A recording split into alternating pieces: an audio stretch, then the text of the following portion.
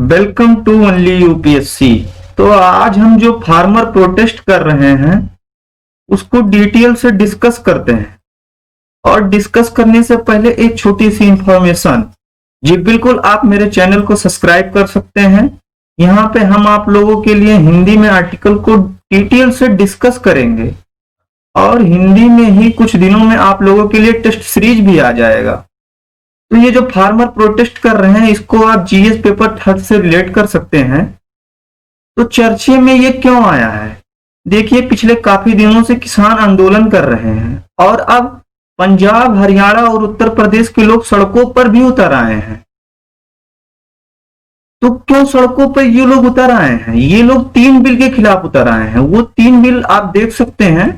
ये 3 बिल हैं जिनके खिलाफ किसान प्रोटेस्ट कर रहे हैं। तो मेन जो किसानों का प्रोटेस्ट है वो पहले बिल के अगेंस्ट है। ये जो दूसरा और तीसरा बिल है इसको पहले हम डिटेल से डिस्कस करते हैं, फिर हम पहले बिल को डिस्कस करेंगे। तो जो दूसरा वाला बिल है, यहां पर देखिए आप, यहां हिंदी में यहां पे लिखा हुआ है, मूल अवशासन और कृषि सेवाओं पर किसान सशक्तिकरण और संरक्षण समझौता विधेयक 2020। इसमें क्या है कि ये कॉन्ट्रैक्ट फार्मिंग को प्रमोट करता है। कॉन्ट्रैक्ट फार्मिंग में क्या होता है आप लोग बताइए? ठीक है, मैं बता रहा हूं।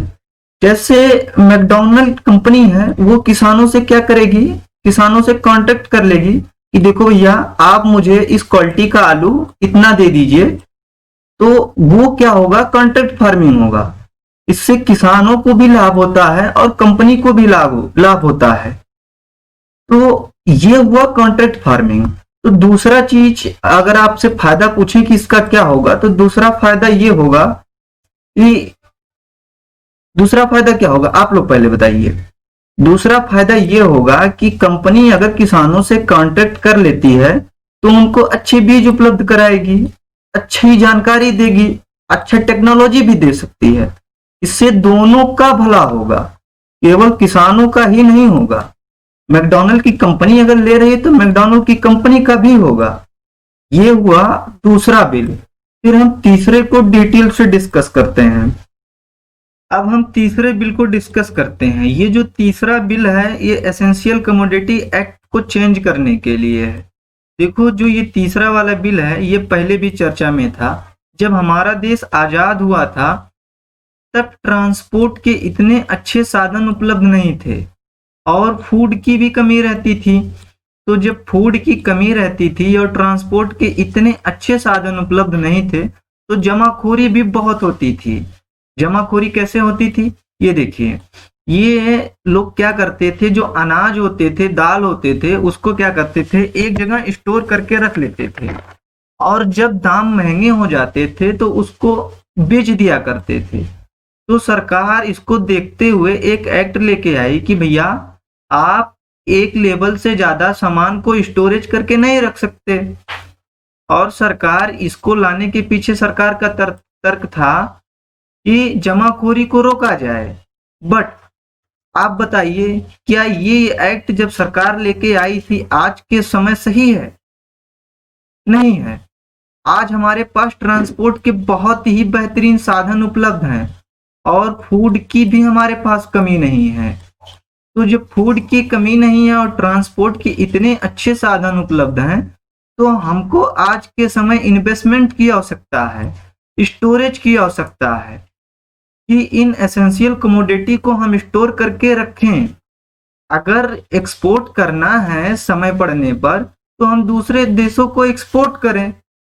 बट आप एक्सपोर्ट कैसे करेंगे? जब आप उसको स्टोर करके रखेंगे तभी ना आप उसको जो है एक्सपोर्ट करेंगे। इन सब पहलुओं को देखते हुए सरकार इसमें अमेंड करना चाहती है। पहले वाले को हम डिटेल से डिस्कस करते हैं क्योंकि किसानों का विरोध इसी पहले वाले बिल को लेकर ज्यादा है। जो विभिन्न स्टेट के एपीएमसी एक्ट है उसके अनुसार किसान अपने फसल को सिर्फ एपीएमसी मंडी में ही बेच सकते हैं और उस एपीएमसी मंडी में होते हैं कमीशन एजेंट, जिन्हें हम आरकिया कहते हैं। जैसे किसानों को अगर अनाज बेचना है तो कमीशन एजेंट उनसे अनाज को प्रोक्योर कर लेते हैं और एफसीआई को दे देते हैं। बदले में वो कमीशन एजेंट अपना कमीशन लेते हैं 2.5%। और जब किसान अपनी फसल को एपीएमसी मंडी में लेके आता है तो उन्हें मार्केट फीस भी देना होता है 3%। कई कई स्टेट में रूरल डेवलपमेंट चार्ज भी लगते हैं। आई थिंक मेरे हिसाब से 2% या 3% लगते हैं। और किसान अपनी फसल सिर्फ एपीएमसी मंडी में ही बेच सकते हैं। लेकिन इसका मिसयूज भी बहुत होता है। मिसयूज कैसे होता है मैं आपको बताता हूं। देखो होता क्या है, एपीएमसी मंडी में जो कमीशन एजेंट होते हैं ये कार्टेल बना लेते हैं। कार्टेल क्या होता है आप लोग बताइए। कार्टेल होता है कि भैया हम रणनीति आपस में बना लेते हैं कि कोई भी किसान आएगा तो उसके फसल को हम एक दाम से ज्यादा में नहीं खरीदेंगे, तो किसान को मजबूरी में अपने धान को औने पौने दामों में बेचना होता है। लेकिन इस सिस्टम के कुछ फायदे भी होते हैं। फायदा ये होता है कि किसानों का जो कमीशन एजेंट होते हैं इन पे उनका भरोसा होता है। ये काफी दिनों से काम करते हैं और सरकार इन्हें लाइसेंस भी देती है, तो किसानों का इन पे भरोसा होता है। बट अब सरकार क्या कर रही है, अब सरकार क्या कर रही है, एक मिनट यहाँ देखो। सरकार अब कह रही है कि भैया जरूरी नहीं है कि आप एपीएमसी मंडी में ही फसल को बेचें, आप एपीएमसी मंडी से बाहर भी फसल को बेच सकते हैं। बस आपको बेचने के लिए क्या होना चाहिए, पैन कार्ड की जरूरत है। और बाहर अगर आप बेचेंगे तो आपको कोई फीस भी नहीं देना होगा। आप लोग सोच रहे होंगे अगर इतना फायदा है तो फिर किसान प्रोटेस्ट क्यों कर रहे हैं। किसान प्रोटेस्ट क्यों कर रहे हैं मैं आप लोग को समझाता हूं। किसानों का कहना है कि अगर किसी भी किसान को फसल बेचना होगा तो वो कहां बेचेगा, आप बताइए कहां बेचेगा। जाहिर सी बात है भैया, एपीएमसी मंडी में तो इतने ज्यादा फीस लग रहे हैं और बाहर कोई भी फीस नहीं लग रहा है, तो किसान अपना फसल कहां बेचेगा, बाहर की मंडी में बेचेगा। और जब बाहर की मंडियों में बेचेगा तो धीरे धीरे जो एपीएमसी मंडी है ये खत्म हो जाएगी, इसका कोई महत्व ही नहीं रह जाएगा। और जो बाहर के मंडियां हैं इनकी मोनोपोली बन जाएगी। और जब इनकी मोनोपोली बन जाएगी तो ये अपने मन से, जो बड़े बड़े कॉर्पोरेट ग्रुप के लोग हैं ये अपने मन से दामों को डिसाइड करेंगे। पहला किसानों का मानना ये है कंसर्ट। दूसरा ये है, कहना है किसानों का कि भैया ये जो कमीशन एजेंट हैं ये तो मेरे फसल को एमएसपी पे खरीद लेते हैं और जब एपीएमसी मंडी ही खत्म हो जाएगा तो एमएसपी पे लोग नहीं खरीदेंगे। बट सरकार कहती है अरे भैया आपने तो बहुत सोच लिया, हम एमएसपी को खत्म करने वाले नहीं हैं।